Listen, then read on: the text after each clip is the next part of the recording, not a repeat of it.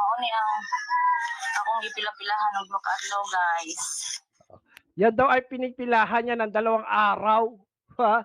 Etong, yan, yung hawak niyang sobre na yan.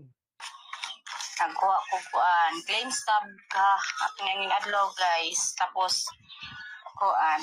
Gahapon sa DSWD. Na kwarta. Yatag gahapon. Masaya pa mukha dito ni ate habang nagkukwento siya, no? Habang ina-unboxing niya yung sobre na yan. Masaya pa si ate dyan habang kinikwento niya yung kanyang na-receive na 10,000 pesos. Utso minanggika na uli ko alas 5 sa hapon. Grabing pila, guys. Yantusan ang kwartaha, guys. Grabe daw yung pila. 10,000, guys. 1, 2, 3, 4, 5, 6, 7, 8, 9, 10. 10,000, guys. Ayan o. 10,000.